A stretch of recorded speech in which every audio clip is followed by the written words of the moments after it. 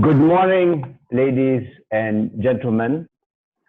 I am going to start the inaugural REAAA webinar series. And the topic today is scaling the COVID-19 pandemic, impacts on and initiatives by the road and transport sector. We're very excited about this webinar. We have over 450 people registered. And currently, I can see logged on, we're approaching 200 participants. I'm sure more will join as time goes by. I wish you selamat pagi. It's 10 a.m. in Malaysia. And firstly, it's my great honor to introduce Engineer Romeo Momo, the President of REAAA, to make some opening remarks. President Momo has had a 43-year career, very illustrious, and he was appointed Under Secretary of the Department of Public Works and Highways. He retired in 2017 and is currently the congressman for the construction workers in the Philippines. I think it's the first time we've had a congressman as the president of REAAA. He's our current incumbent president, and he's doing very well as our president. And with that, I would like to turn over to you, President Momo. Thank you, Dato Dr. Dinis Ganendra, for the kind introduction. Good morning and welcome to all our members and attendees of this webinar series number 1 of the Road Engineering Association of Asia and Australasia. This is the first of a series of webinars that REAAA has lined for its members. As in the new normal, instead of standing personally before you, I am sitting down and speaking in front of my laptop. Nevertheless, I am glad we are all healthy and able, and we are virtually together at this time for our first webinar entitled Scaling the COVID-19 Pandemic, Impacts on and Initiatives by Road and Transport Sectors. Just recently, the Philippines was battered by the world's most devastating storm of 2020, Typhoon REAAA, or international name Typhoon Goni. It was the strongest landfalling tropical cyclone in the record, eclipsing the previous record held by typhoons Haiyan and Miranti. Aside from damage to agriculture, 1.1 billion pesos, the Department of Public Works and Highways reported that 4.6 billion worth of infrastructures were likewise destroyed or damaged, thereby putting once again the Filipino road engineers to task. Debris and lahars from Mayon volcano have also blocked various roads, as well as rendering the Basod Bridge in Legazpi City impassable. In all, the typhoon killed at least 25 people and caused at least 14.1 billion or 200 pesos or 290 million US dollars worth of damage. Just as the Filipinos are struggling to recover from Typhoon REAAA, Typhoon Ulysses come submerging to flood waters almost half of the province of Cagayan and part of Isabela in the north. And in the national capital region, cities like Marikina and Pasig, due to the heavy rains it brought. Further incidents of landslides were reported. As a result, roads and bridges were damaged and or rendered impassable. Rescue and relief operations to affected families had to be done through air transport. In some, damage to agriculture sector amounts to 1.19 billion and to infrastructure sector 6.37 billion.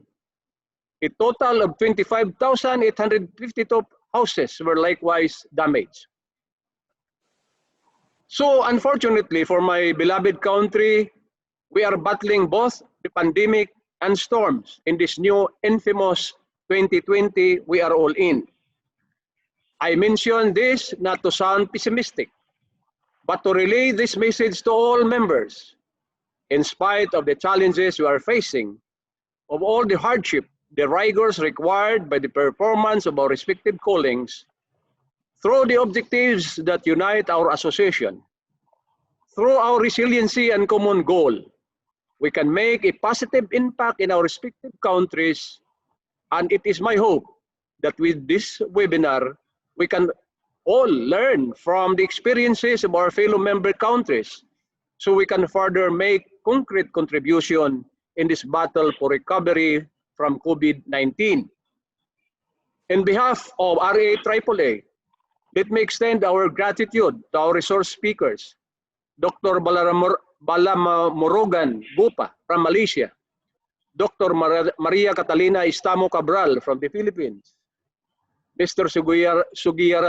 Sugiyar Tanto from Indonesia, Dr. Song Hwan Kim of South Korea, and Deputy Director Koji Otani of Japan, who all had taken time to share the experiences and ideas in this webinar. It is but timely that we are conducting this webinar on the impact of COVID-19 on REAAA countries. Take a peek on what measures are being adopted and the effectiveness of these measures so that we can consider their applicability in our own respective countries. This webinar seeks to achieve REAA's objective, and I quote, to serve as focal point for exchange of ideas related to road engineering, end quote. I believe that by participating in this webinar, we are in the right place and in the right time. Together, let us accelerate the exchange of ideas and scaling up of good practices in road engineering. I am confident that you will find new ideas, fresh energy, and noble partnership to sustain our collective efforts and recovery from COVID-19 through roads engineering. Indeed, not only we create roads, we at these trying times connect families.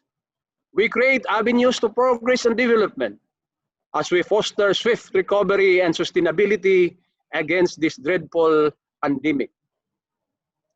In closing, again, I welcome all our webinar participants as we look forward to the learnings and sharings we will have this morning. And let me take this opportunity to invite you to attend in the second webinar, tentatively scheduled on January of 2021. God bless to all of you. Together, we shall overcome. Mabuhay. Thank you, President Momo, for a very inspiring speech. Ladies and gentlemen, we have to do some housekeeping work now. Firstly, can I ask Secretariat to put up the slide regarding REAAA membership? Some of you are not aware, but REAAA is a 50-year-old association. It's a non-profit association, and the idea is in the Australasia and Asian region to share in technical knowledge, to enhance our technical cooperation, but also it is a good platform for social interaction between road transport professionals in our region. What we have on the slide in front of you is details of how you can become a member of REAAA. By doing so, you'll be able to participate in this event and future events like this, often at subsidized rates. And also, you will be supporting a very good institution for our region. I urge you, if you're not already a member, to become a member of REAAA. Next, Secretariat, can you put up the slide regarding the what you call it, the test that we are putting around to everyone. Dr. Siti's form, Secretary, can you put that up? Okay. We also ask for your invaluable time and cooperation to answer a short survey related to the REAAA webinar series 1. The findings from this short survey will provide a snapshot and important insights in dealing with the challenges during this unprecedented event to ensure the sustainability of road transport sector in REAAA countries.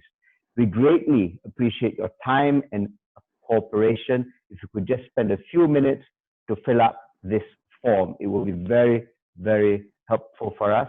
And we thank you from the REAAA Technical Committee and the Malaysian chapter in association with the Malaysian Institute of Transport for doing this. All the details are up on that slide there. Now, for those of you who are a bit concerned that the deep information is not up for a very long time, don't worry, everything will be uploaded onto YouTube in a few days' time after this webinar. So you can go back and review either this information or any of the speakers' information at your leisure. More housekeeping. There is a Q&A session at the end of the presentation of all the speakers. I will be moderating that session. There is a Q&A function within Zoom. I hope you're familiar with it. So you may pose questions to the panelists. You can say whether it's to all panelists or to an individual panelist. And I will be looking at the Q&A function and posing those questions to the panelists at the end of the session. So feel free to use the Q&A function so that you can pose your questions to the panelists. I only make a request because some of you are logged in as iPad 3 and Samsung 5, that you, in your question, also identify who you are and what organization you're from. I'm Dr. Dennis Ganendra. I'm the CEO of MinConsult. I was the Secretary General of REAAA and currently a council member. And with that brief introduction to myself, I would now like to introduce our first speaker. Our first speaker is meant to be Pak Sugianto. He is currently the Director General of Highways, Public Works and Housing for Indonesia. He's also the head of the Office of Human Resource Development Agency, Public Works and Housing Ministry. And he's also the General Head Officer of Himpunan Pembangunan Jalan Indonesia. He has been a council member for REAAA for quite a few years now. Unfortunately, the minister has called him, and we have to accept a call from your minister when your Director General takes higher priority than REAAA webinar. So Taufik will be stepping in for Pak Sugi for today. So with that, I'd like to turn over to you, Taufik. Okay, thank you, Dr. Ganendra. I'd like to share screen now. Okay. Okay. Thank you for the introduction from Dr. Ganendra. Before I start this presentation, I'd like to confirm: is my slide can seen on screen? Yes, we can see it. Okay, thank you. On behalf of Pak Sugiartanto, I'd like to say good health for all the participants. Today, we start with the first webinar series, and I'd like to read a presentation for all of you. The title is a challenging and unprecedented period, and what we can learn from COVID-19 pandemic for road development, especially for Indonesia. Okay. Okay.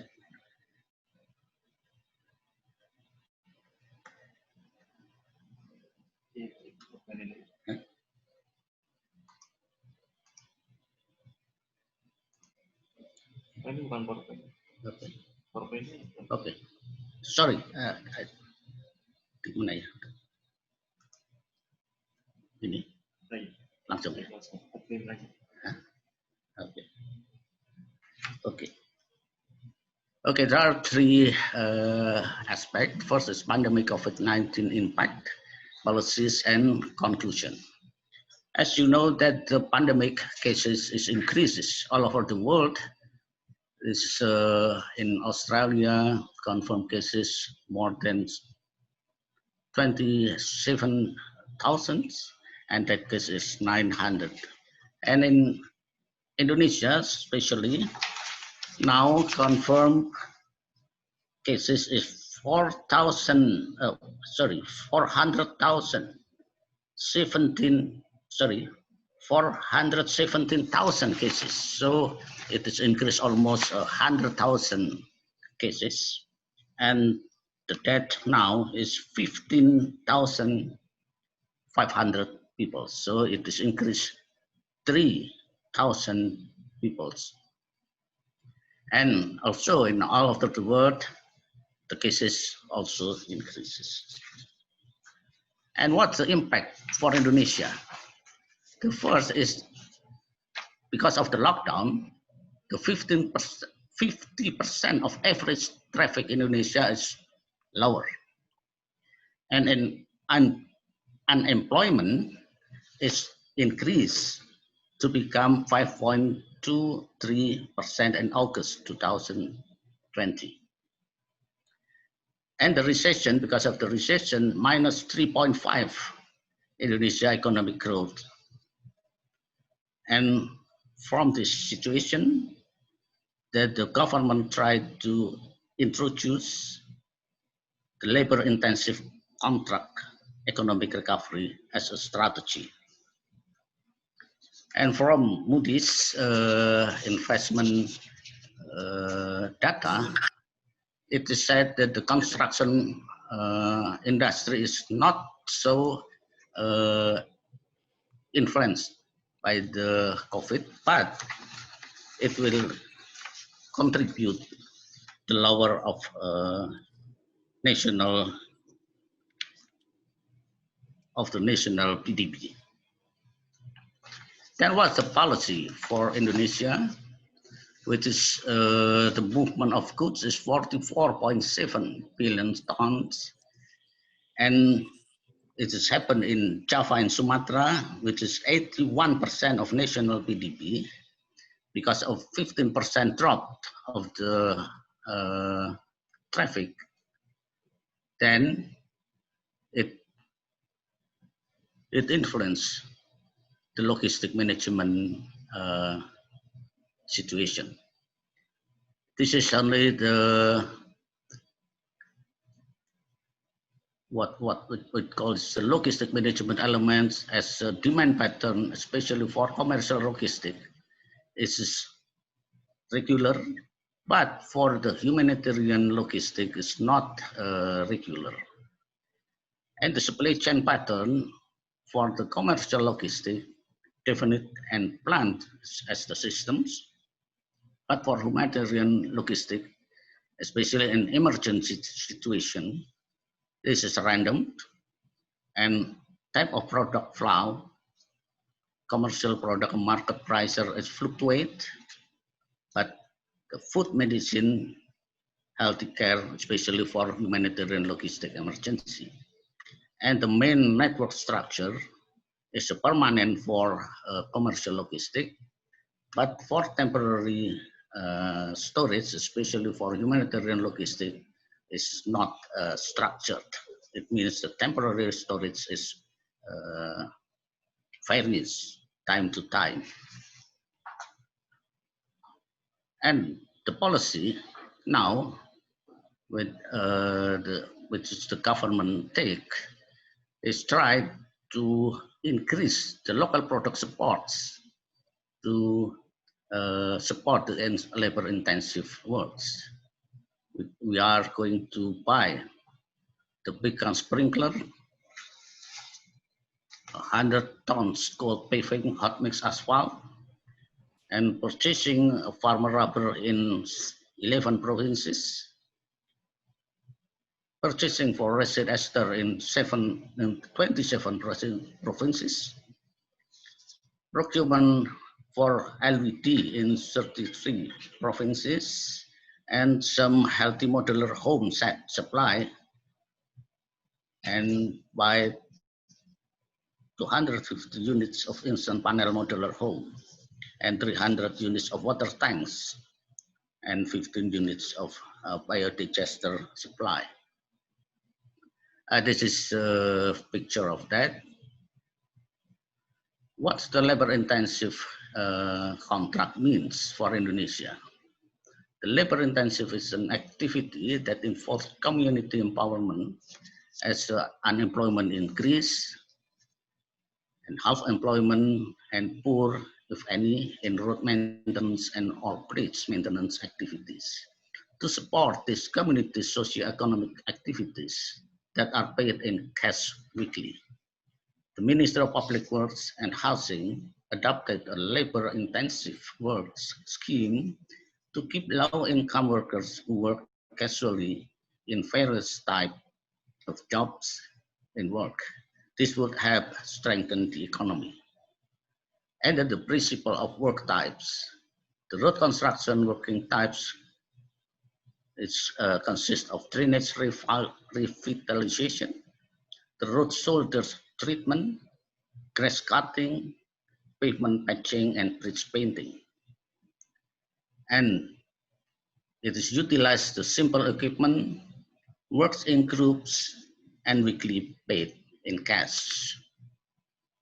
And the budget allocation for this is almost 66% of the national road budget, is about 70 million US dollars. But the problem is the road works in the urban area. It is still the challenge for us how to utilize the labor intensive in an urban area. And beside that, for the anticipation, the next development, then the government tried to utilize the area along the new, is utilized along the new toll roads networks. Then government tried to develop new development area, new industrial development area, which is in Subang, also in Batang, and also in Kendal in Java, especially in Java. Hopefully, the integrated industrial zone in Subang can integrate the industrial zone in West Java and will utilize the new port in Patimban. As a conclusion, the adoption of appropriate government policies during the COVID-19 pandemic is very critical, and the government has been challenged to be adaptable when managing this potentially multidimensional crisis and to manage the transition from the existing systems to the normal new systems. Thank you. Thank you very much, Taufik, and thank you very much for keeping within time. Very interesting presentation. I'm sure there'll be lots of questions, but we will save all the questions till right at the end. Now, I'd like to introduce our next speaker, Mr. Koji Atani. Koji is the Deputy Director, Economic Research, Traffic Survey and Census Office, Planning Division of the Road Bureau, Ministry of Land, Infrastructure, Transport and Tourism, Government of Japan. Welcome, Koji. Thank you, Dato Dr. Dennis Ganendra, for your kind introduction. Good morning, everyone. I'm Koji Otani, Deputy Director of Ministry of Land Infrastructure, Transport and Tourism of the Government of Japan. Let me share my material. Okay. The topic of my presentation today is analysis of road traffic under COVID-19 pandemic crisis.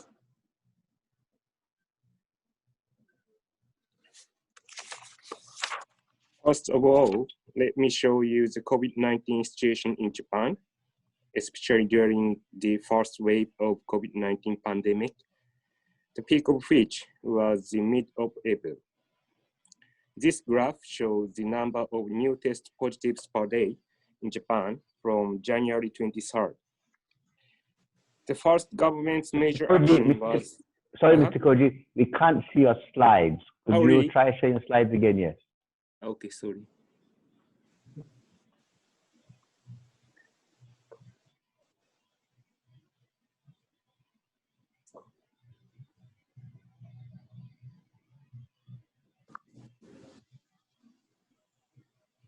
Can you see my slide? Yes, we can see your slide now. Yes. Okay, thank you, sorry. Okay, this is my slide. This is the situation in Japan in the first wave of COVID-19 pandemic wave. And the first government's major action was on February 26th, which was a request for postponement and scaling down of events. And on April 7th, the government announced a state of emergency. From the mid of May, the government started to lift the state of emergency. Let's see the traffic volume on highway networks in Japan of the corresponding period. This data was collected from 40-something points where traffic counters are installed. The graph shows percent change of traffic volume from the previous year. From the beginning of March, soon after the government requested people to diminish their activity, traffic volume started to decrease. Decrease was occurred mainly in passenger cars, and decrease of large vehicles was not so big. In the beginning of May, which is vacation week in Japan, decrease of passenger car reached its peak, about 80% down compared to the previous year.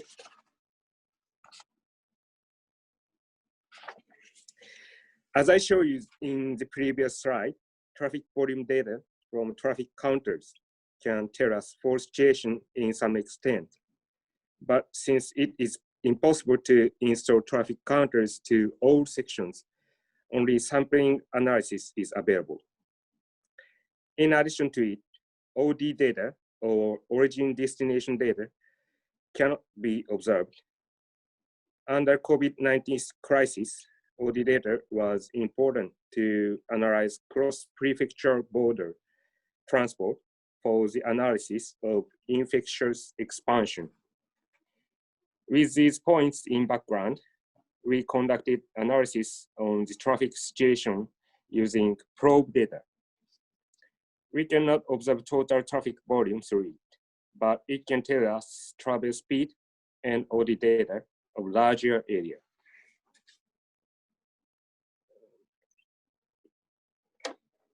In Japan, road administrators can collect probe data from ETC 2.0 system.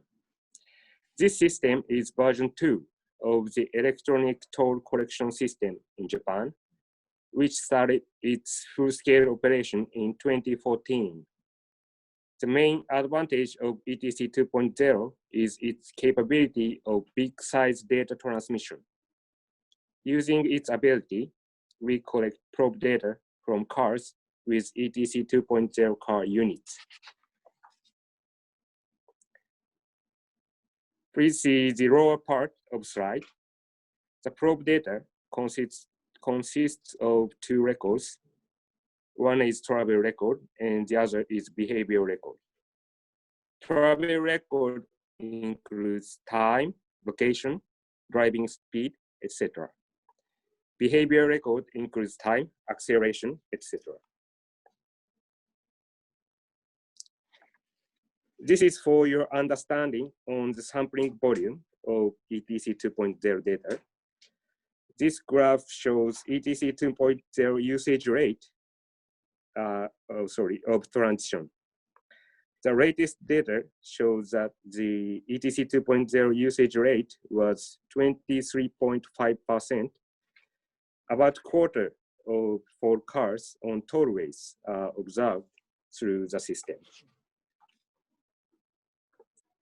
Okay.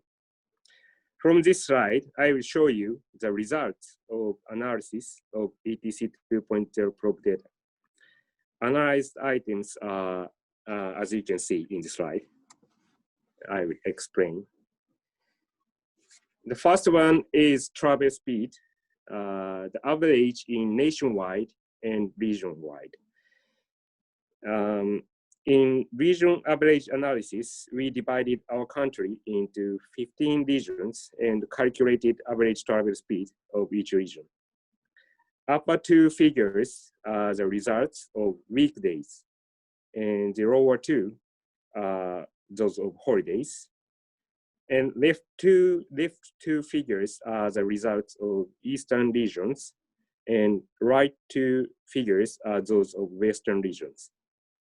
As you can see in the upper left figure, travel speed went up from the end of March when the number of reported new positives sharply increased. If you look at the lower left figure, you will notice the sharp drop of travel speed in the mid of March. In this week, the number of reported new positives was kind of stable situation. And what is more, there were consecutive holidays. As a result, people went out from their house in their cars to avoid unnecessary contacts with others, and road was congested.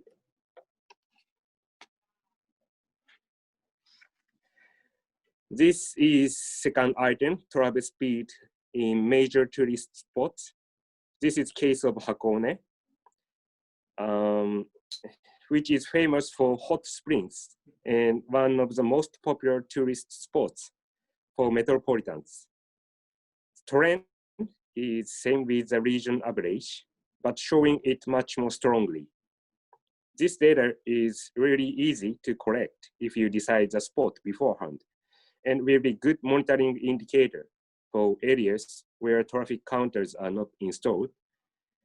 We analyzed one spot each for 47 prefectures as demonstration for local governments who need this kind of handy data for their operation. This is about third item, total number of trips and average trip length of weekday. Upper left figure is aggregating all types of cars. All types means passenger car, small freight car, and large freight car. And the others are aggregating each type of car. Vertical bar graph shows average trip length of January 22nd, April 8th, and April 22nd. Change of total number of trips are shown in the upper right of each figure. This one is about weekday, and the next one is about holiday. The big difference between weekday and holiday is increase of the number of trips of large freight cars, lower right figure. In weekdays, it was decreased, while in holidays, it was increased compared to January. This point was not expected before the analysis. And the last item, number of trips crossing prefecture borders. Vertical bar graph shows the number of trips, while the percent change are shown in the comment box. It tells us that the number of trips of both inside prefecture and cross prefectures decreased in April compared to January. Another point is that regional basis analysis, I'm sorry, that which is not shown in this slide, but it shows that the number of trips of cross prefecture of large freight cars increased in some areas. This is interesting result, I suppose. According to one of the major logistics companies in Japan, increase in e-commerce like Amazon induced wider operation among logistics hubs. And next one is about holiday. The number of trips of large freight cars increased in both inside and cross prefecture. And decrease of cross prefecture passenger cars was bigger than that of inside prefecture passenger cars. Under the state of emergency, the government requested people to refrain from cross prefecture transportation. This result means people acted properly in some extent.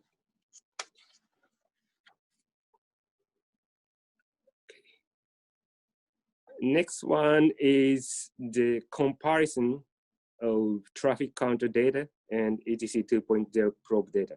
But let me skip because this is very detailed information. Okay. From this slide, I'm touching upon other topics for the future post-COVID-19 in Japan. First one is about only ETC operation. During the first wave of infection spread, toll collecting staffs were not exception. Some of them were infected. As a result, in some toll gates, the lack of toll collecting staffs happened, which required tollway companies to operate toll gate exclusively for ETC users. In the operation, there was no big problem, and rather than that, it seemed to be one of the effective countermeasures against infectious disease. Of course, the companies do their best not only for dealing with non-ETC users at the gate, but also informing users about the operation.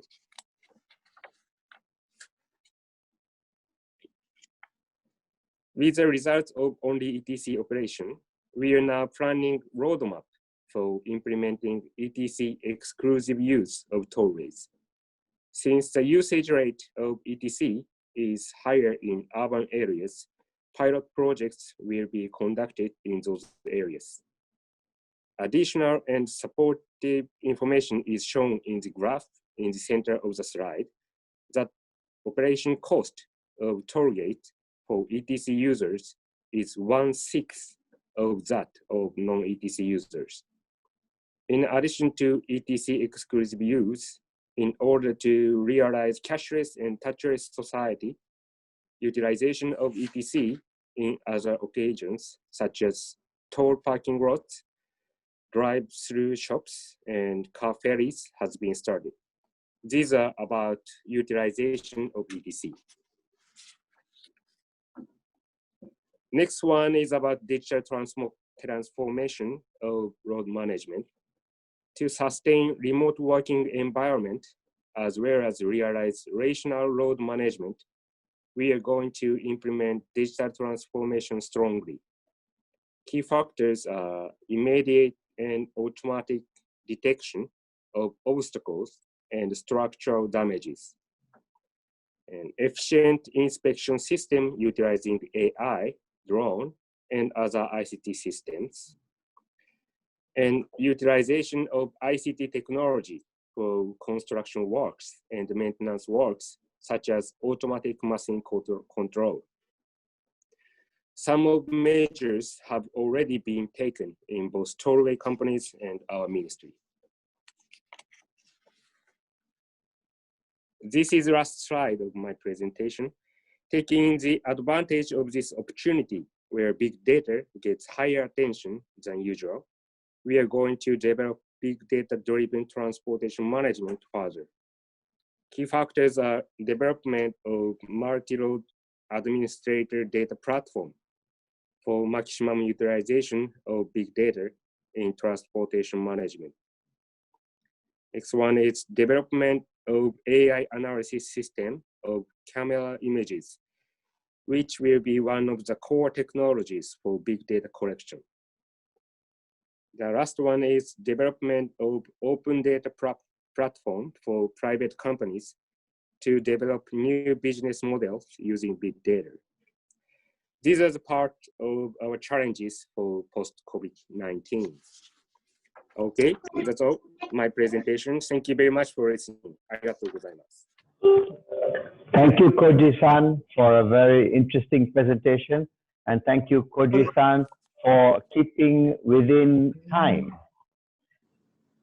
It is my great pleasure to introduce our next speaker, Dr. Sung. Dr. Sung's career spans over 35 years, and he started off with the Korean Expressway Corporation for many years, and he went to Samsung as a technical advisor.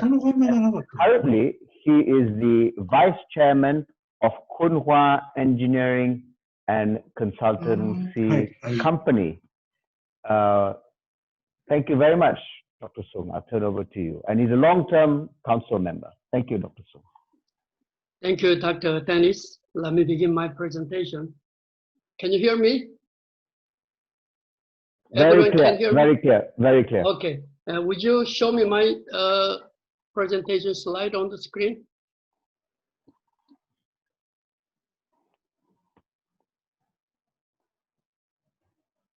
Oh, no, I mean, would you? They're ready. I think just give him a second, yeah. Yeah.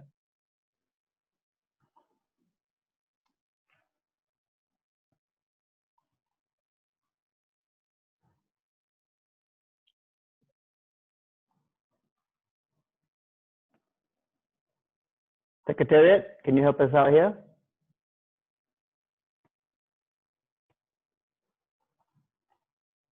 Uh-oh, sometimes not easy.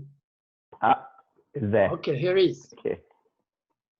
Okay, let me begin my presentation. Hi, everyone. I'm very glad to see all of you through this webinar. My name is Sung Hwang Kim. My co-author is Mr. Chun-Soo Lim.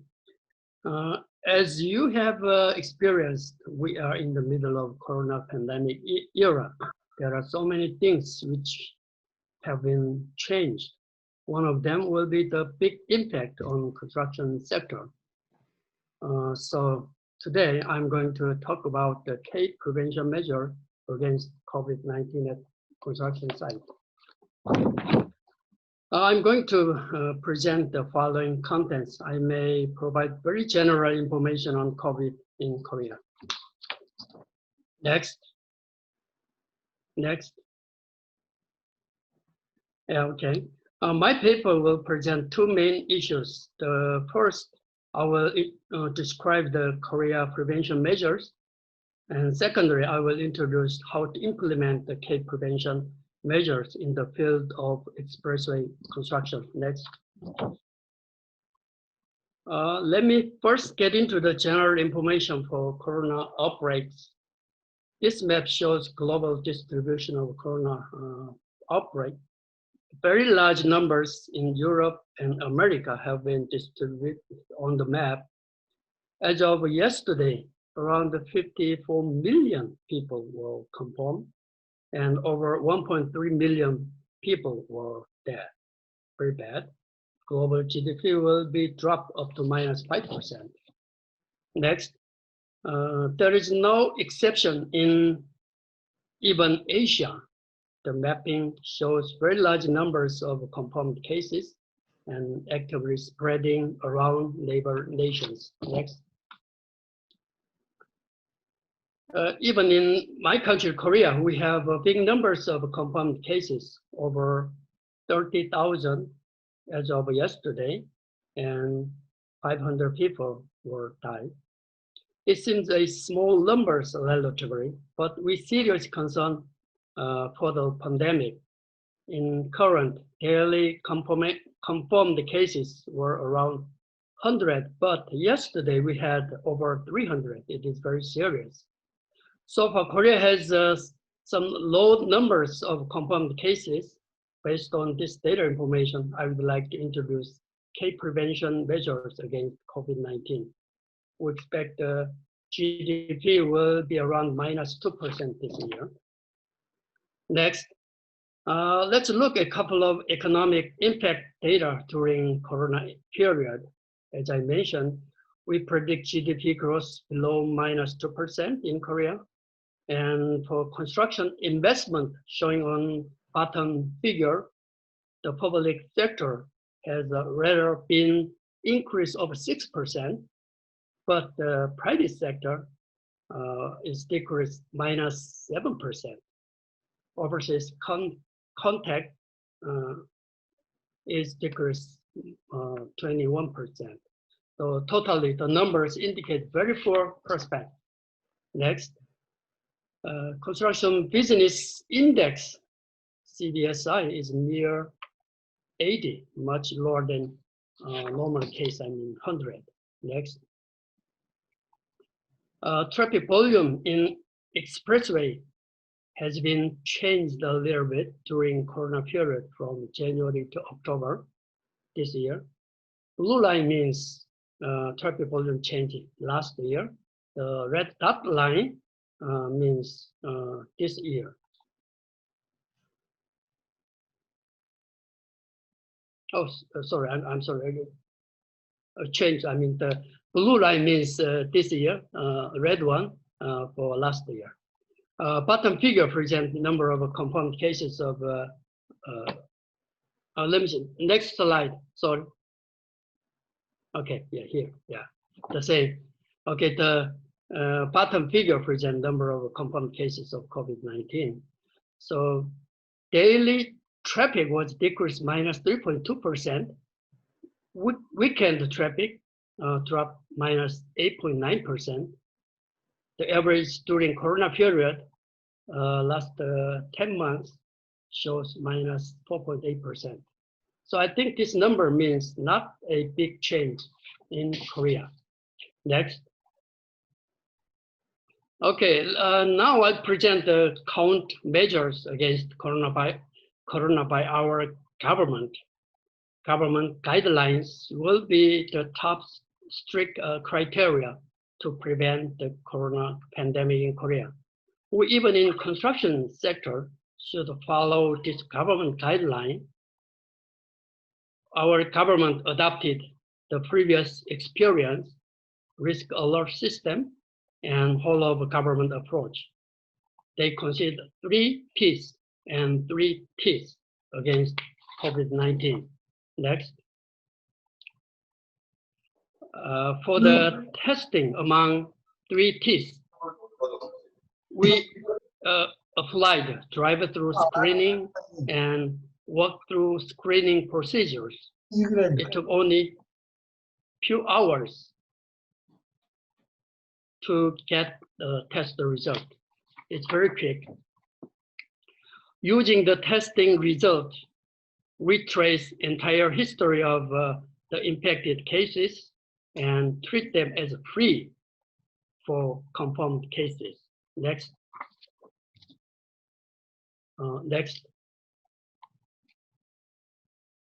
Next, please. Okay, and now we also set up 3 social distancing levels, but now we recently upgraded 4 levels of social distancing. So distancing rules are very strict and everyone should keep the rules. Next. Here are some examples of very strange activities which we have never experienced.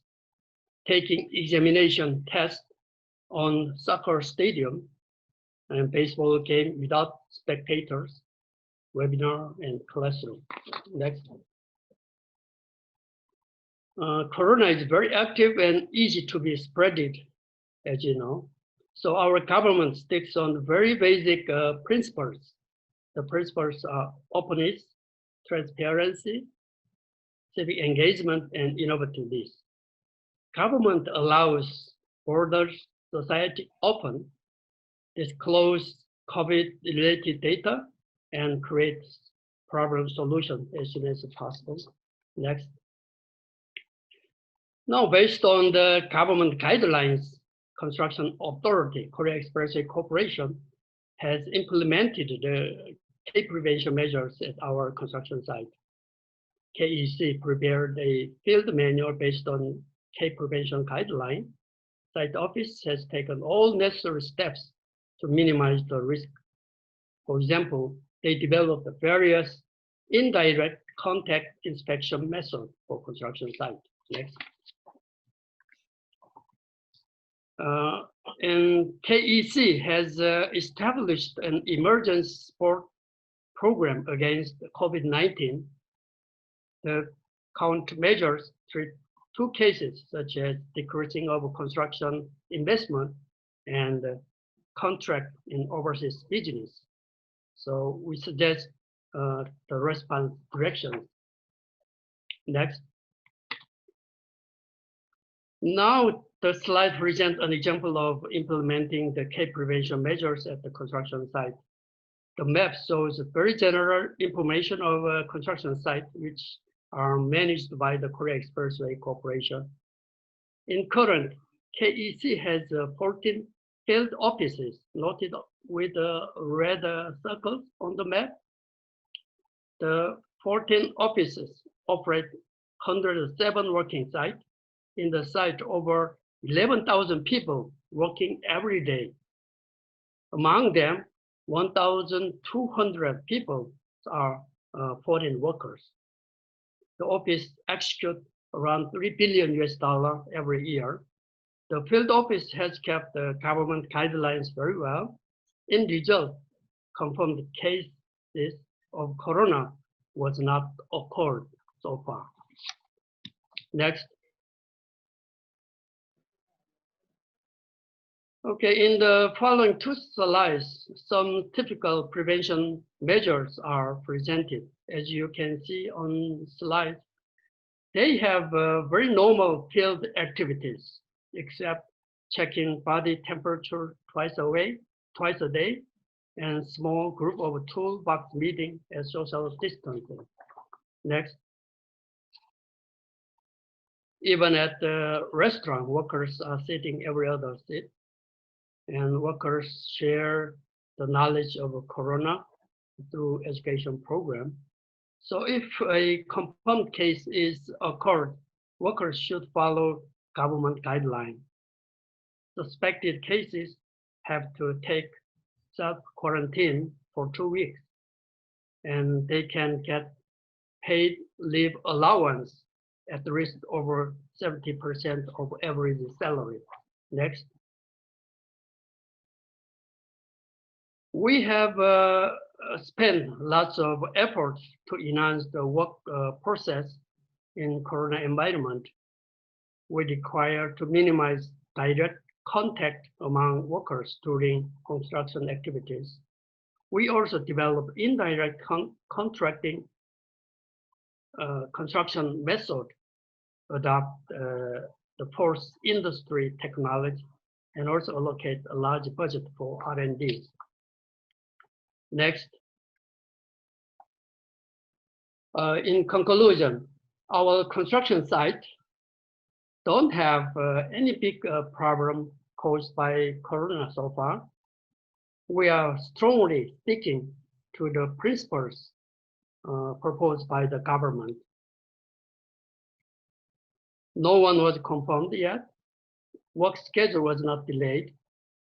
Actually, budget for the public sector, like Korean KEC, was increased to acquire more numbers of employees. But corona pandemic will last for a while. So we have to prepare post-COVID-19. As I mentioned, we have to prepare long-term countermeasures for the corona environment, and also improve construction method, and also adopt the automatic equipment, and also force industry technologies. Actually, this is end of my presentation, but I would like to say, I mean, the current crisis will provide an opportunity and momentum to motivate action and reform where they need to happen, expand the scope of a global cooperation. Be healthy. See you soon again. Thank you. Thank you very much, Dr. Song, for your very nice presentation and really very impressive response to the COVID threat in Korea. I'm sure a lot of questions will be posed to you, but first I'd like to turn over to our next speaker, Dr. Bala.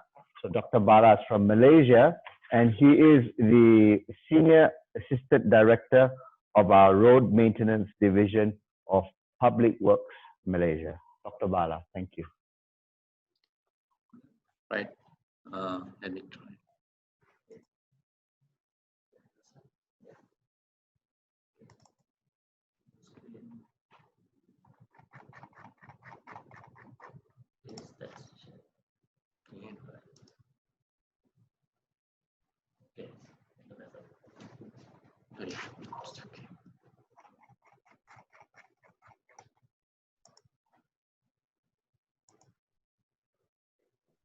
Right. Can everyone hear me? Is it okay? Yes, we can hear you. Thank you. We can Thank you very much, Dato Engineer Dr. Dennis, for the brief introduction. Okay. My name is Engineer Dr. Balamurugan A. Gopal, and currently I'm attached to Public Works Department in Road and Facility Management Division. All right. Today, the topic of my presentation is COVID-19 outbreak in Malaysia, especially actions that taken by the Malaysian government to stimulate the construction industry. So this is my outline of my presentation for today. Start off with the overview of COVID-19 in Malaysia.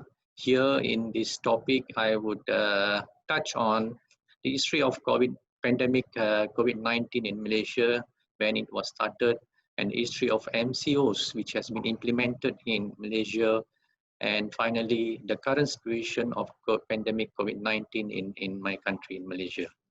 So the second topic of my presentation would be overview of the construction industry in Malaysia.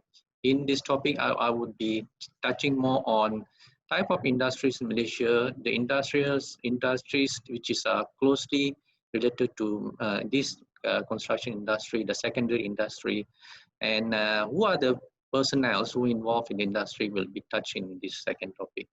The third topic of my presentation is the impact of COVID-19 in Malaysia construction industry, how this COVID-19 pandemic has impact our industry, construction industry in Malaysia, and in terms of graphs, I would be shared with you all shortly. Then before the conclusion, I would touch on Malaysian strategies to stimulate the construction industry. So this is more on the actions that Malaysian government has taken to stimulate back the construction industry. Then finally is the conclusion, as usual. So let's move on overview of COVID-19 in Malaysia. So as the world experienced pandemic COVID-19, Malaysia has experienced the first wave of pandemic COVID-19 on 24th January 2020. And then it has been reported in the first wave, 22 cases has been reported. And out of the 22 cases, 12 cases are patients with travel history to affected countries and regions. And in the first wave, as a known local transmissions were recorded. The second and the third waves, COVID-19 in Malaysia started on 22nd of February 2020 and 9th of October 2020 respectively.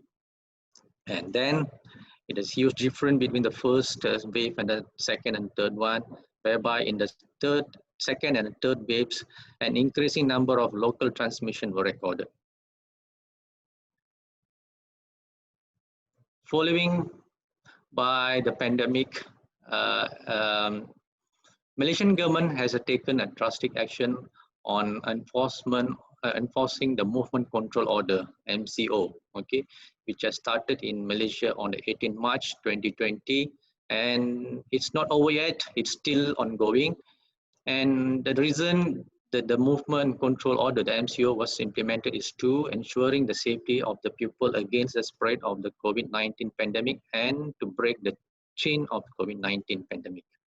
As of 18 November 2020, which was yesterday, okay, Malaysia had recorded total number of cases about 50,390 confirmed cases and recorded 322 deaths. I would like to highlight here, Malaysia recorded a recovery rate, a very good recovery rate, about above 70%, okay, and it is among the highest in Asian region. So a little bit on the type of MCOs that all the Malaysians experienced, okay, which the first MCO was started on 18 February 31st until 31st of March, MCO number 1, and currently we are in the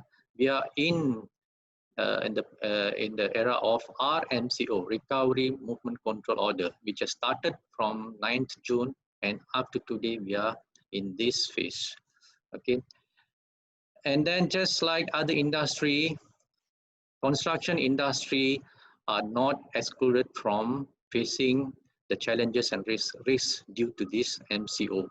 And then I would like to stress that our construction industry in Malaysia has faced 3 different phases. Okay, the first phase started on from 18 March up to 15 April, whereby all the construction activities were stopped, totally stopped, except critical construction activities such as patching the potholes, which directly involve the safety of the users.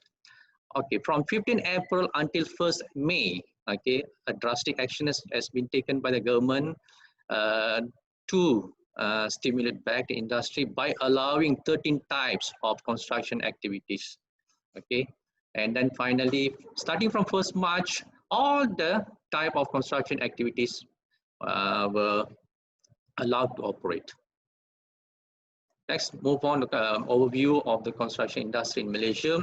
As everyone aware, it is imperative, construction industry is imperative for its output to create social amenities like schools, hospitals, and roads, highways, bridges, and oil and gas facilities, and so on. And also this construction industries links with some other secondary industries which closely related to construction industries such as cement, lime, plaster industries, concrete, other non-metallic material production, clay, ceramics, casting of metal. And in Malaysia, the influence of factor of the secondary industry to construction industry is 2.03.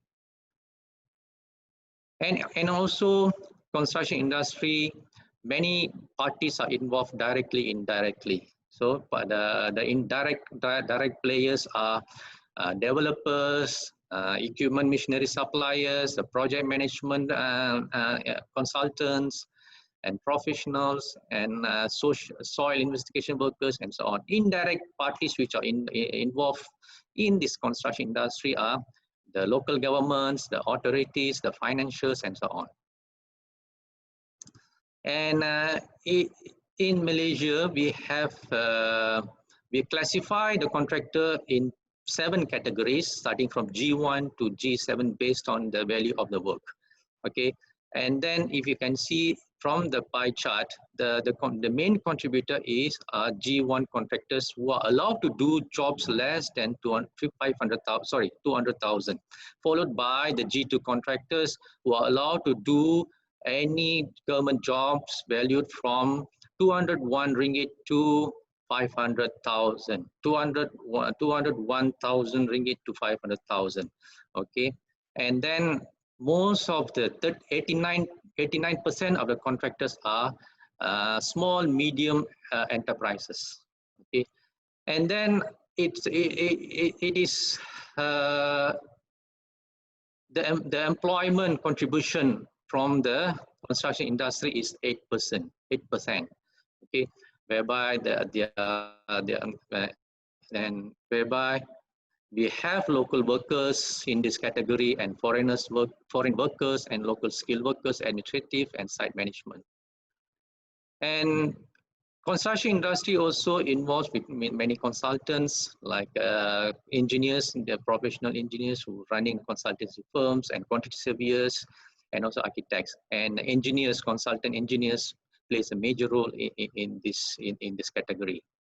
And the suppliers, okay, who supplies materials to the construction industries are greatly involved as well. And the main player in this manufacturers are iron and steel and ready-mix concrete. Let's move on the third topic of my presentation, which is impacts on COVID-19 in Malaysia construction industry. Okay, this is construction volume is large in Malaysia, but it has been declined even before MCO. It is some interesting point to notice. You can see I have given the volume of construction industry from 2015 until March 2020. The source is from CIDB, Construction Industry Development Board. Based on their research, even before the MCO, it has been declining, but it's not that steep drop. You see, it's a steep drop. But before March, after the March of 2020, it has been a steep drop in terms of volume of number of projects and also the cost of the projects.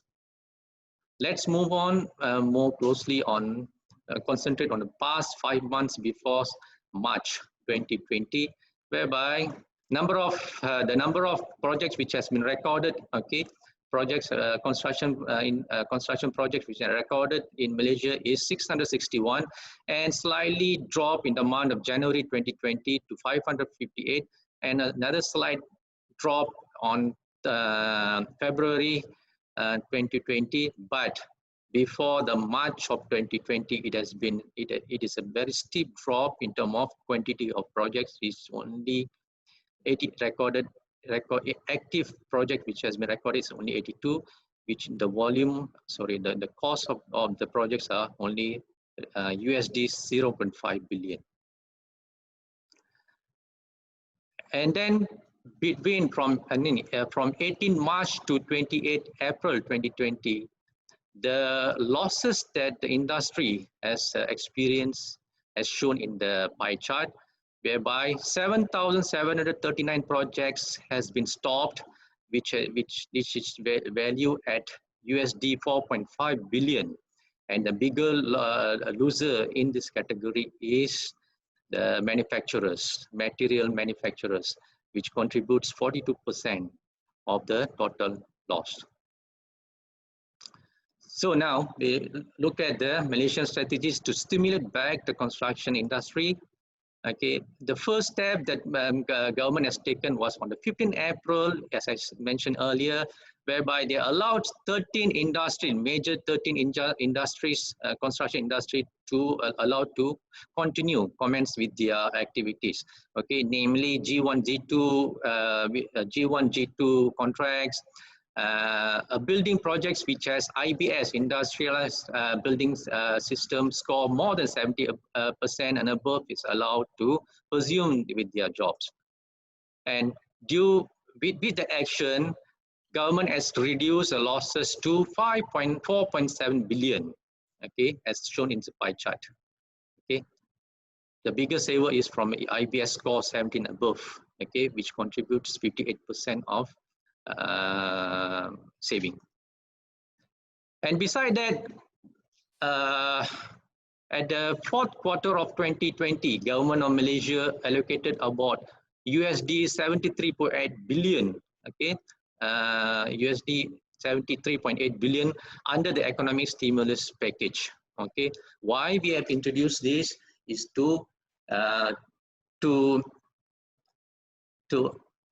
see the growth in our gross domestic product GDP from 3.7 to 4% by end of the 2020. Okay, and also put Malaysia in a better position for an economic recovery plan. Under this stimulus package, especially for this construction industry, Malaysian government has allocated about 265.5 million ringgit. Okay, sorry, 65.5 million USD was allocated to implement several small and medium-sized infrastructure maintenance works nationwide.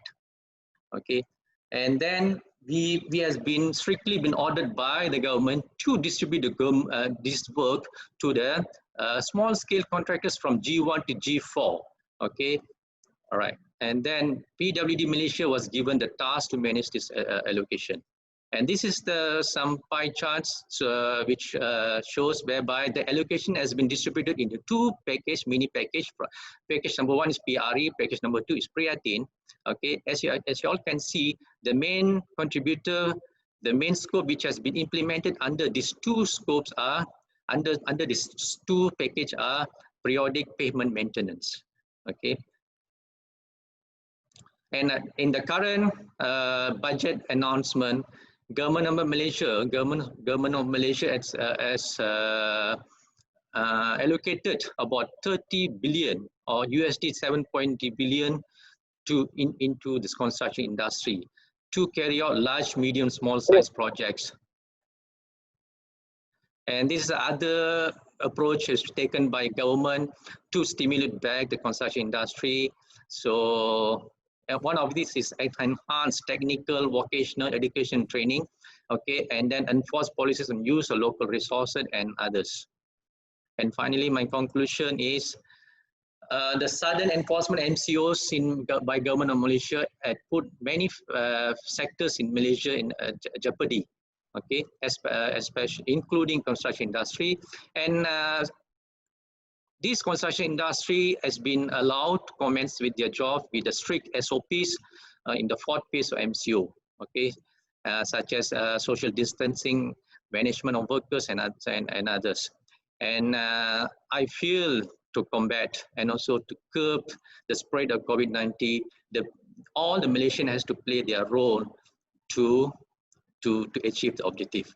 So that's it from me. Thank you very much. Back to you, Dr. Moderator. Thank you. Thank you very much, Dr. Bala. That was a very comprehensive roundup of the situation in Malaysia. Now it is my great pleasure to introduce Dr. Maria Cabral. If there's a role model for game changers in government services, Dr. Maria Cabral will tick all the boxes and score in every item. Considered as a luminary in the civil engineering profession, it is but proper to grant her the Excellence in Government Service Award for her long list of achievements and contributions to profession and to nation building. For her exemplar and dedicated public service, this female engineer bagged the many firsts in a male-dominated profession.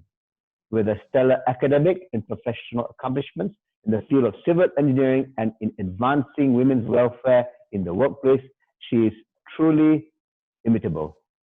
She is Undersecretary Dr. Maria Cabral. Welcome.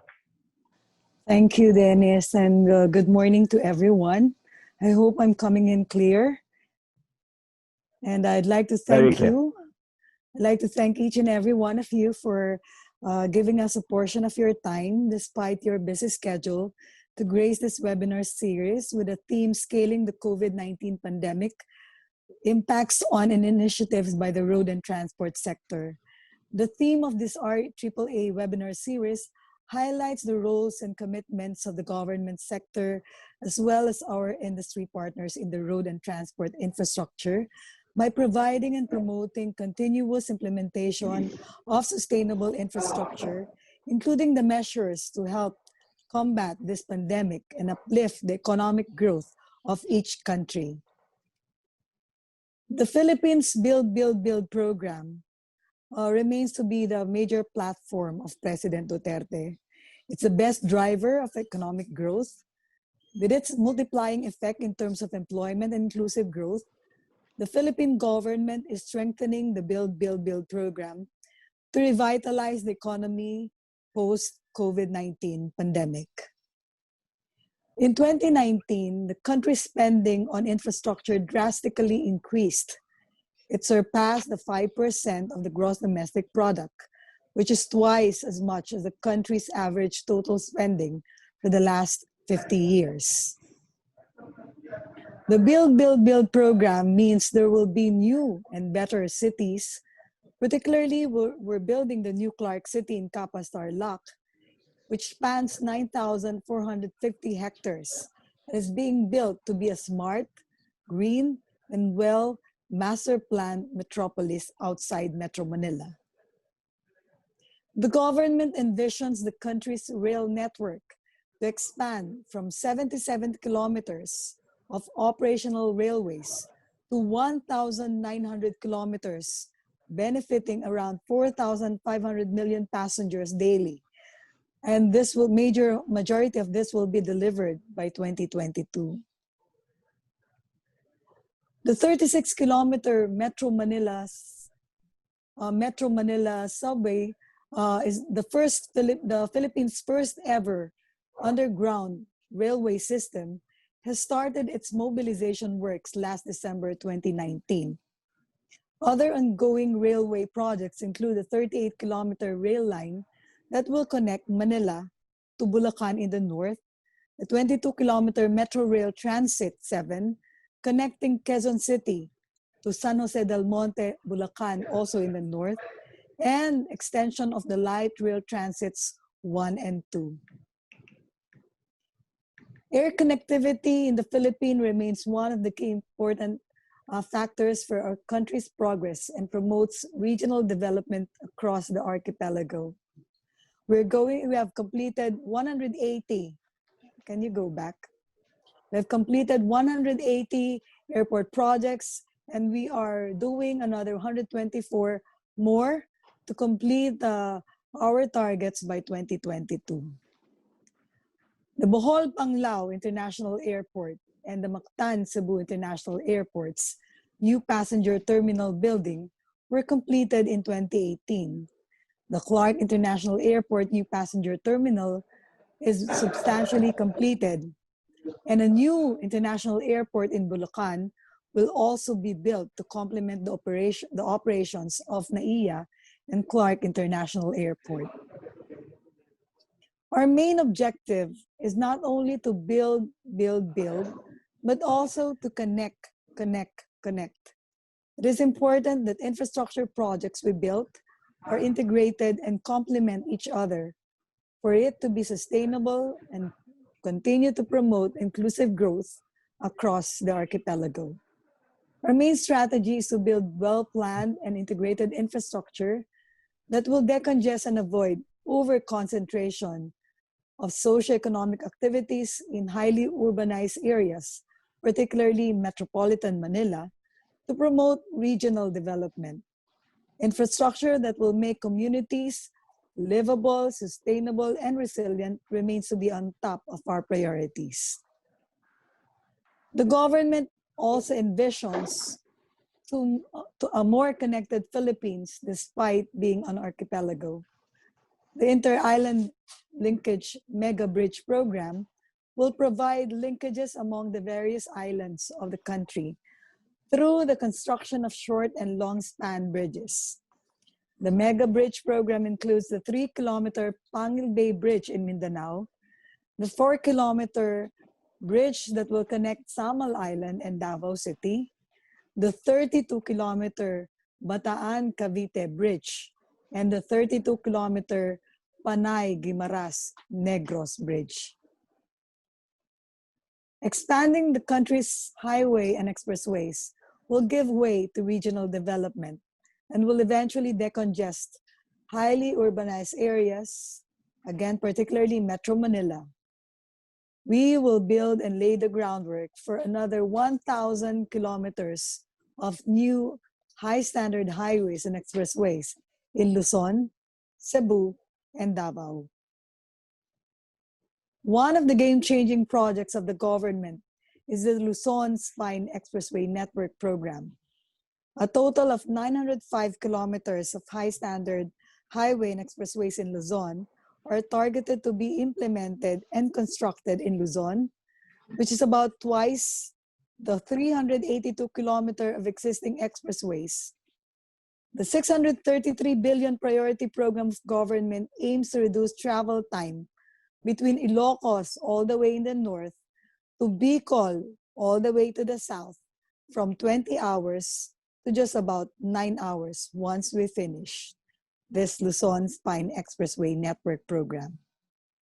We have already completed the final section of the Tarlac-Pangasinan-La Union Expressway, the Arterial Plaridel Bypass Road, Phase 2, the North Luzon Expressway Harbor Link Segment 10 and C3R10 section, and the NAIA Phase 2 project. The main trunk line of the 18-kilometer Metro Manila Skyway, Stage 3, will be completed by December this year, while the construction of another elevated expressway connecting the North Luzon Expressway and the South Luzon Expressway is targeted to be completed in 2022. Included also in this program are the 7.7-kilometer C5 South Link Expressway, the 45-kilometer Cavite-Laguna Expressway, and the 66-kilometer South Luzon Expressway Toll Road 4, all going to the south. These are only some of the build projects that ushered in the Philippines' golden age of infrastructure. Both as an economic sector and a catalyst for economic growth, the construction sector has led our economy on a faster momentum of growth, growing at 10% average annual growth in the last 5 years. The infrastructure support of government helped push the high-impact tourism into a historic 9.6% average annual growth rate in terms of tourist arrivals. Construction and tourism, in turn, catalyzed the acceleration of financial services, supply chain and logistics, manufacturing, transport and storage, information and communication, and this has grown at a rate never before achieved in decades. However, COVID-19 happened. The COVID-19 posed extreme challenges for all of us, not just in the Philippines, but to the whole world. It caused the deepest cut in world economic growth, never before seen since World War II. But on the brighter side, as the lockdowns were lifted and the government at the forefront of recovery efforts and infrastructure spending, we are optimistic that the private sector will pick up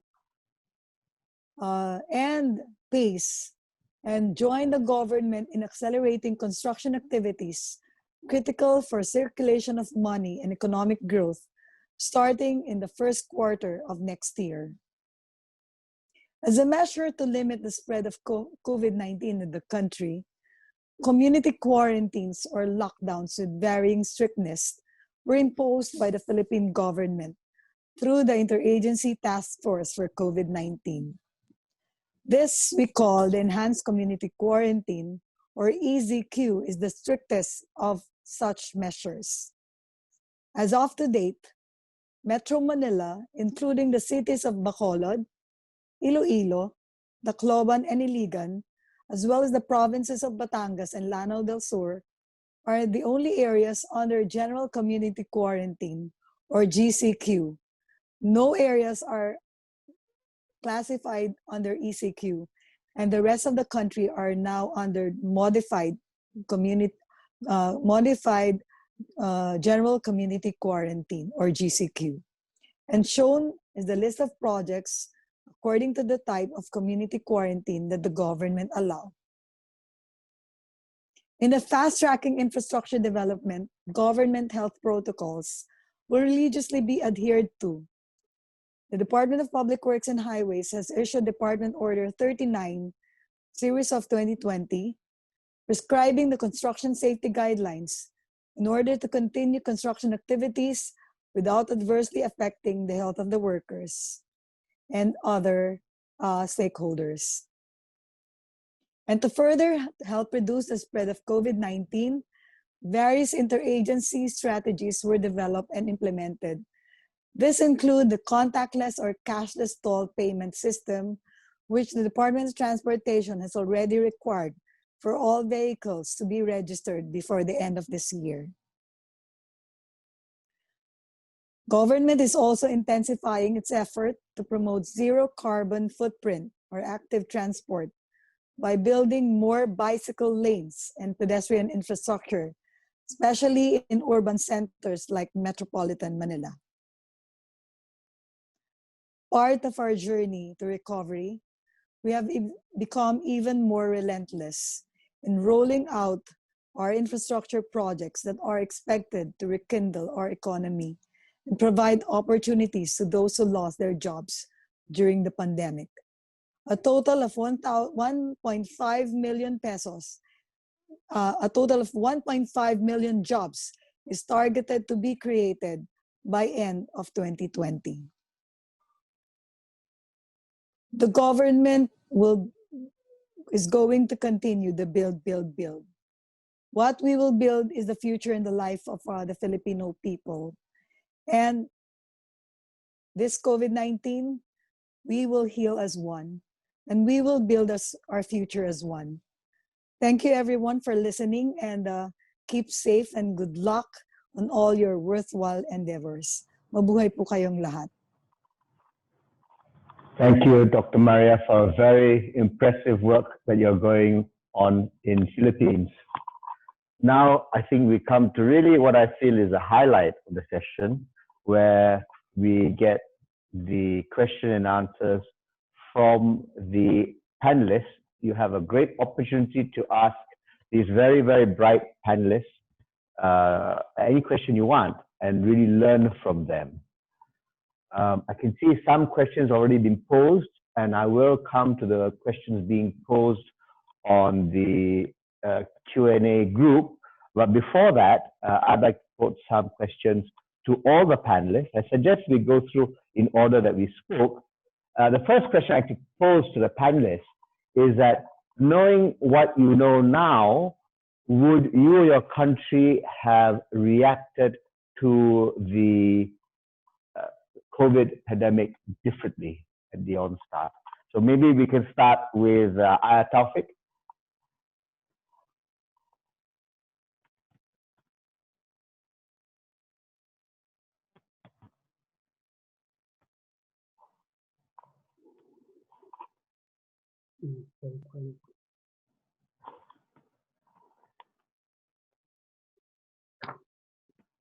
If we're having some technical difficulties with Taufik, maybe we can go to Koji-san. Koji-san, what would you have done differently? Sorry, I didn't get your point. Can you explain again? The question is, knowing what you know now, do you think that you or your country would have done something differently at the onstart of the pandemic? Yes. For example, as I explained you, the only ETC operation on toll gate was very successful. So maybe we might be able to implement that operation from the start, so that the infection was not so wide through the toll gate operation. And that is one example, I think. Do you hear me? Yeah, thank you, Koji-san. Dr. Soom, what would you have done differently? Okay. Yeah, thank you for all presentations. And I have one quick question. Actually, this webinar is very nice to share some ideas and what we have done in our construction site.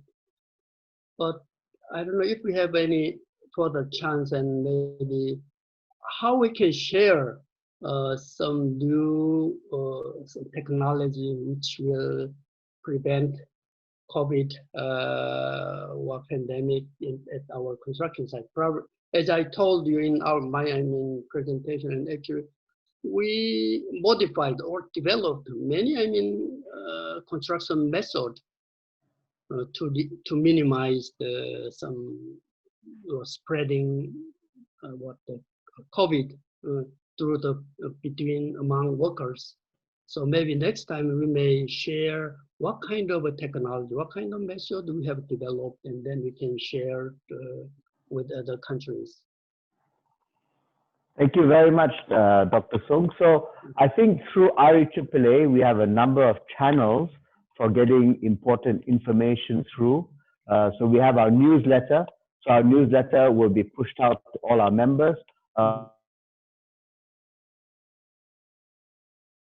top of that, in a journal. I can hear you.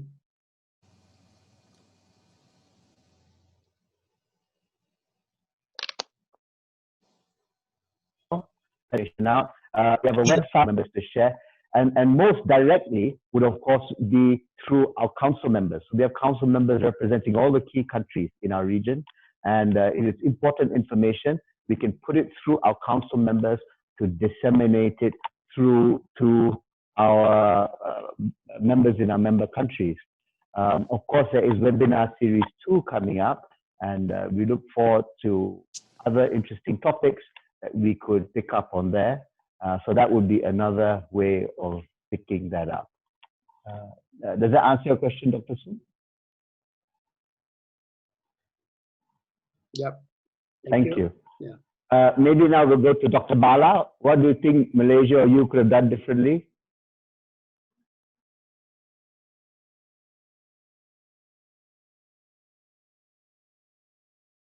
Uh-oh. You're muted, Dr. Bala. Turn on speak. Dr. Bala, you're muted. Yeah. Yeah, can you hear me? Right. Okay.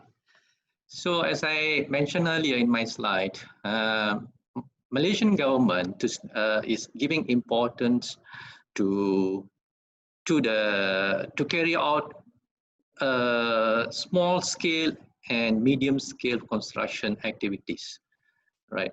Why did they do so? Then our group of focus group is G1 to G4 level of contractors. Why we are focusing on them? Okay, why we're not focusing on large scale construction construction projects?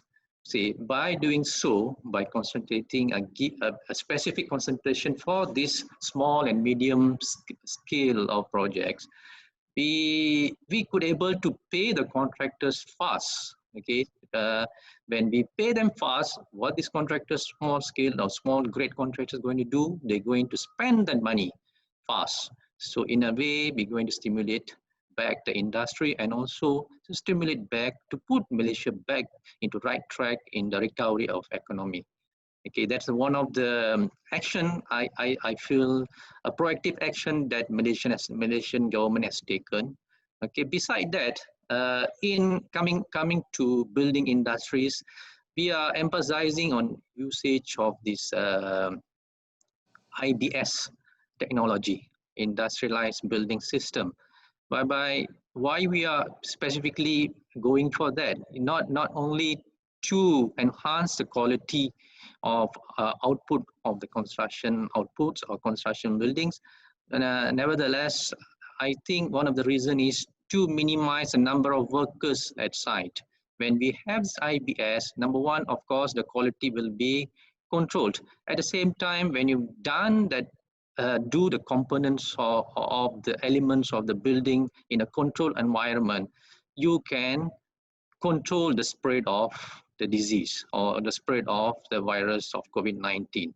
So in the factory, in the controlled environment, as you transport that to the site, only minimal workers are needed, okay, to assemble the components. So I think for now, this 2 is enough. Back to you, moderator. Thank you very much for those thoughts. Yusek Cabral, Yeah. do you think that you have done anything differently? Well, of course, we did not anticipate the COVID-19 impact, this great impact. But if I had to do one thing, we would have reviewed our costings for the construction projects and increased more more at least the estimate for contingencies such as this, because this COVID-19 pandemic has affected a lot of construction works, and they have not incorporated this in their unit cost. So, and they're, of course, and their pricing. And of course, when we bidded out and awarded these contracts, no contingencies were provided to make allowance for additional works that contractors need to do to address, of course, to provide safety for their workers. They have to build facilities, more facilities for their own workers. Bank houses, they have provide enough space. Aside from the sanitation, more sanitation facilities, more benefits to the workers. So these were not all anticipated. So I think if there's one thing we should have done before, is that we should have anticipated and at least provided more allowance for this kind of risk, or this anticipated or unforeseen situations such as this pandemic. But of course, I think we'll have to do this come 2021. You touched on a very interesting topic, Yusek Cabral.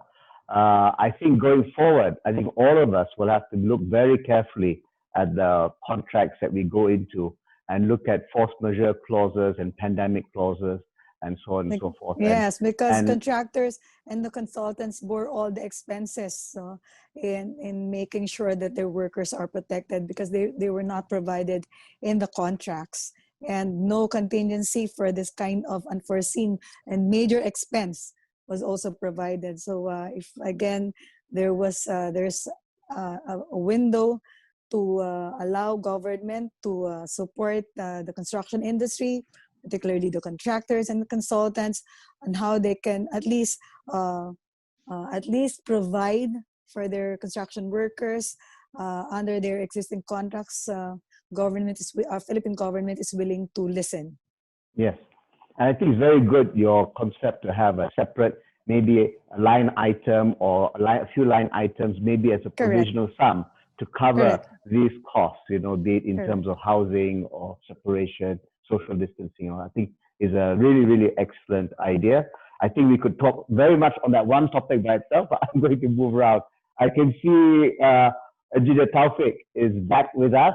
The question being posed, Engineer Taufik, is that if you knew what you know now, would you have done something differently in Indonesia to deal with the COVID pandemic?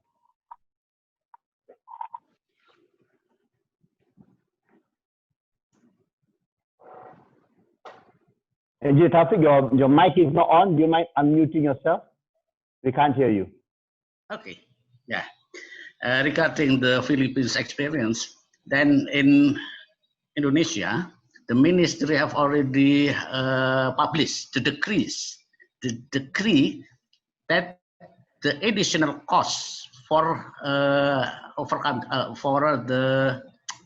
additional cost for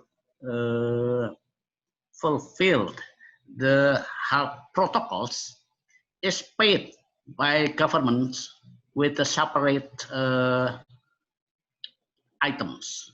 So it will decrease the potential of dispute. That is experience, maybe the first experience in Indonesia, that the additional cost will be paid by government. Thank you very much, Engineer Taufik. I'm going to take some questions from the floor. So the first question is from Yanibe Noine, and it's to Mr. Otani. Good morning. The ETC seems to be an excellent platform for data analysis, but from what I got in your presentation, this is not mandatory for everyone to install this system, with sensitive public issues may be raised like data privacy. How do you encourage the public to use this system, and is it possible to apply this system using the driver's smartphone? Oji? Okay. Actually, I already replied to it in the Q&A system, but we encourage people to use ETC system by implementing some programs. A major one of which is discount of toll toll of highway for ETC users. And unfortunately, it's unusable with smartphone as of now. Users have to install ETC car unit to their own cars. Is that okay? Yes, thank you. And I know you touched on it earlier as well. The next question is from Natalia Tanan, and it's to you, Taufik. Is there any negative impact of labor-intensive contract on the quality of construction? Yes, of course. So that's why the consideration to use labor-intensive is not for the high technology items. So it's intended for the low technology like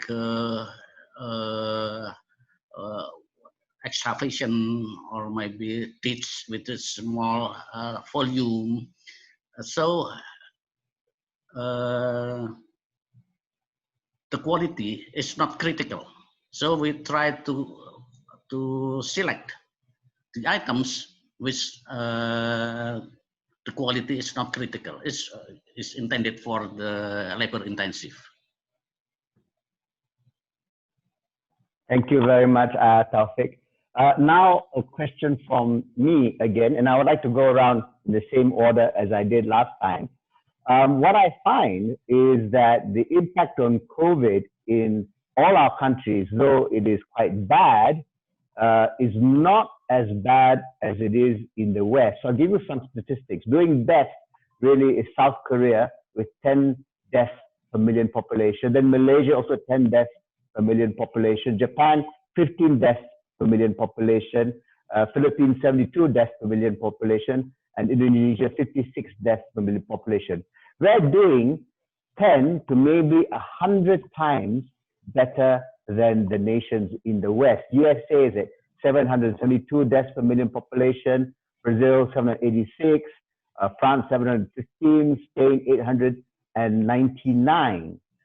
And this is even though we have a close proximity to China, where we believe this virus started. So why do you think it is that in our countries, we are doing so much better than in the West? Can I start with you, Engineer Taufik? Yes, maybe. I don't exactly know about this, but I think maybe the social structure can contribute to decrease the problem of the spread of the disease. It's maybe, yeah, maybe. I'm sorry, I don't know what exactly this is lower than in West.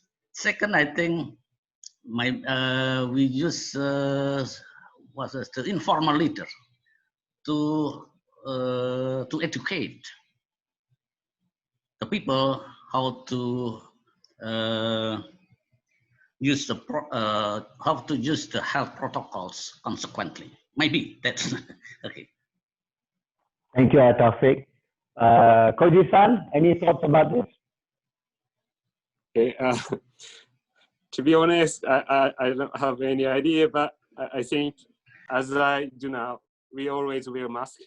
Might be one of factors. Thank you. Yes, I think in Japan, people wear masks even before the COVID thing happened, right? Dr. Sung, any thoughts on this subject?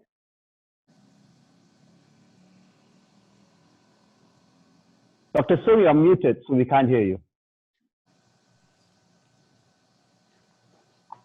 Yeah, as I mentioned in my presentation, and we have a very small numbers of confirmed cases as compared with any Europe, any America. So actually, there are a couple of reasons why we have small numbers for the confirmed cases. As I mentioned, and we had some previous experience about SARS many years ago. And so our government has very good systems to manage that kind of virus. So one thing is the government has very strong, systems to manage those virus. The second will be people. in Korea. So our people just followed and keep the guidelines, and they don't want to, I mean, impact to any neighbors. That's a kind of country, I mean, culture. So those two reasons that why, I mean, we have some low numbers of confirmed.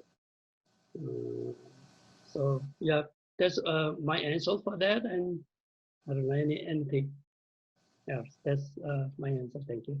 Thank you, Dr. Song. Dr. Bala, any thoughts on this? Okay. Even it's not a engineer technical question. So I feel personally, compared to the European countries, we have less numbers of COVID-19 patients. Maybe our tradition is we don't do many shake hands, or we don't kiss many people. Okay, when we don't do these two things, I feel this the chain or the spread of this virus can be curbed. Okay, so this is one of the important two factors why we have less cases in Asia regions compared to Europeans.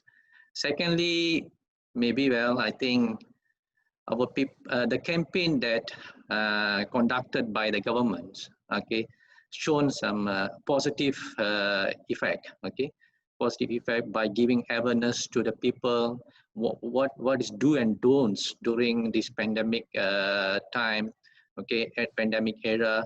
And then I think the awareness among the people in Asian are better than peoples in other region of the world.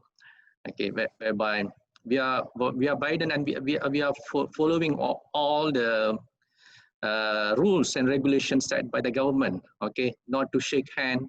Okay, what do you call, wear mask whenever you are out.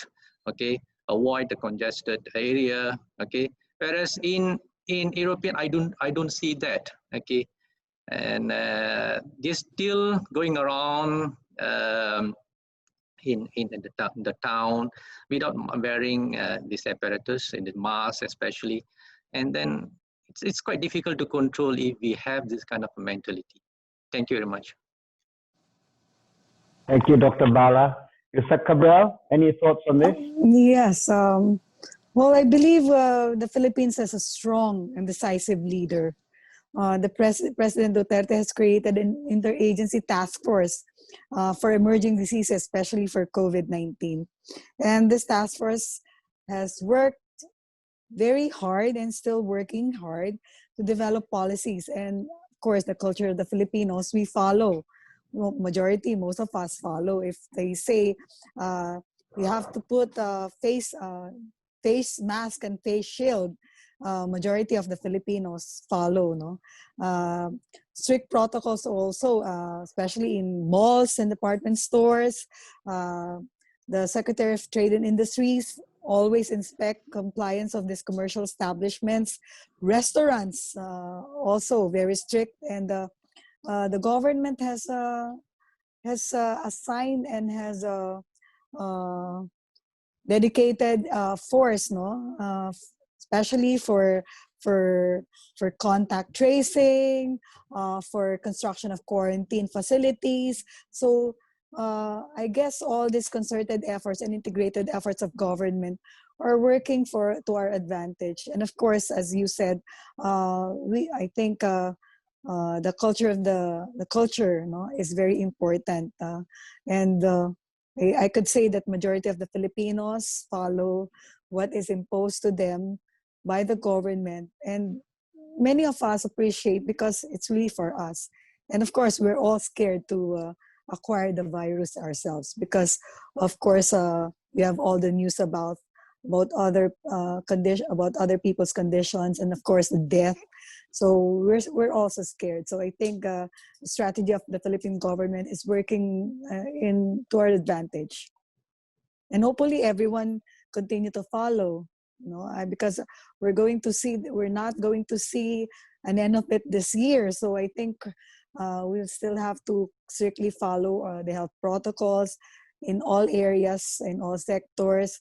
Our tourism is just still opening up very slowly to, you know, to ensure that we don't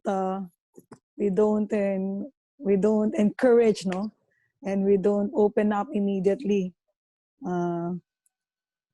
I guess all of this are good strategies of government. Thank you, Yusek. Very clear. We're coming up to the end of our time, so I will just take final comments from the panelists, and maybe just what word of advice you have for your colleagues around the region. Taufik, can I start with you? You're muted. Okay, yes. Thank you for this opportunity to share knowledge with our colleagues in Australia and Asia. And I think we have a lot of information, a lot of experience shared with us. And I hope the next steps for the government policy will be better. Thank you very much. Thank you very much, Taufik. Koji-san, final words from you. Okay, thank you so much for informative information from all of you. Actually, we think this COVID-19 is not just a crisis, but it's opportunity to change our society to new one, new better one. So let's hand in hand, let's try. Yeah, thank you so much. Thank you very much, Koji-san, and for your inspiring words. Dr. Sung, final words from you. Okay.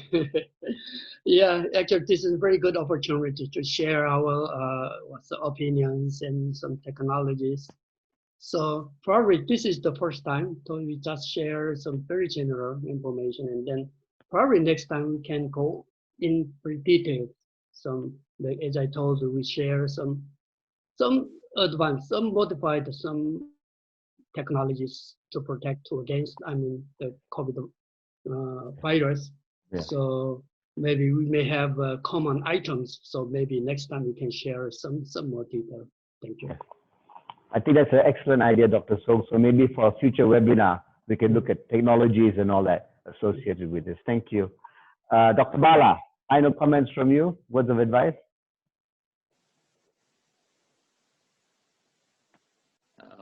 Well, we have to accept the fact that we can't avoid this pandemic, can't avoid COVID-19. So it's within us really now, within us, in our family, in our society, and it's everywhere. So the best way to curb this is we have to adopt the new norm, new system. Okay, then my final word is we have to stay together, stay safe to break the chain, and hopefully we can win the war. Thank you. Yusek Cabral, final words from you. Yes, before I forget, of course, no, barring, we hope this pandemic is over very soon. So, of course, I'd like to invite everyone, hopefully by next year, we're already open to everyone, to tourists, and you'll be coming to the Philippines for the REAAA convention that's going to be held next year. We've reset this sometime in June, and I don't know if we're still keeping that schedule. Of course, subject to further discussions. But in any case, if ever it will push through, please come. And I hope to see everyone, especially you guys. But at this point, the only word of advice I'm going to give is let's all keep safe. And let's all follow government protocols and make sure we're all safe. Because I want to see all of you next year. Thank you very much. Prepare lots of vaccine. Yeah. Thank you very much, Yusek Cabral. And I just want to maybe reinforce some of the things that she said. The REAAA conference is next year. Philippines is a wonderful host always. and it will, I'm sure, be a great event. There are challenges, and let's see by next year how we will surmount those challenges. But if at all possible, I would strongly recommend that you attend the conference, and I'm sure Yusek Cabral and her team will not let us down in putting up a very, very good show, no matter what the challenges are in front of us. So with that, I'd like to thank all our panelists. Really very interesting and really great effort that you've all made, and very interesting discussion. There's a lot I've learned today. I hope all the participants, we've gone over 200 now, have enjoyed the session as much as I have. Typically, I would like to have a clap in the audience, but I don't think that's possible with the webinar. I'm sure sometime they will get some technology for doing that. Until that, we'll just have to do thank them in through the chat group and so on and so forth. But really, I think very, very happy with the way things went today.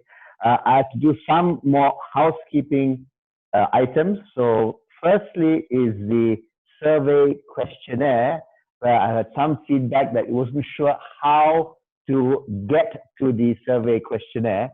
So what you can see here is the link which you have to go to fill up that questionnaire. And it would be very helpful if as many of you as possible can go to that link. The information that we will get from that will be analyzed by REAAA and disseminated to all our members. So it will be made available to everyone and will help us all as a community to get ideas on how to deal with this threat that we are facing at the moment. Next, I was told that we also posted up the REAAA membership very fast. So can I pull that back up again?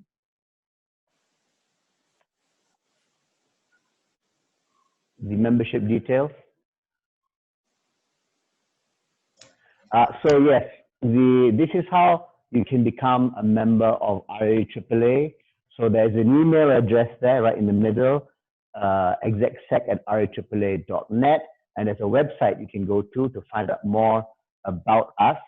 And I strongly encourage you, if you're not members already, to join us to become members. The cost is not very much, but it does open many, many doors for all of you. Those of you who require certificates of attendance, the Secretariat will be reaching out to you and will organize those certificates for you. There will be another webinar. This is part of a series of webinars, and we'll reach out to each and every one of you to join us for the next one, which I'm sure will be as interesting as this one. And with that, I would like to take this webinar to a close and to wish everyone to stay safe. Thank you, everyone. Thank you. Thank you very much. Good job. Thank you all. Bye-bye. Bye. Yeah, Bye. Good job. Good job. Nadiji. Okay. Yeah, bye. Thank you, everyone. Good job, Tabara. Thank you, everyone. Halo, Pak Solakmal. Ya, Nice to meet Pak Taufik. you. Halo. Alhamdulillah, sehat semua. Alhamdulillah, ya sehat. Oke, bye. Ya.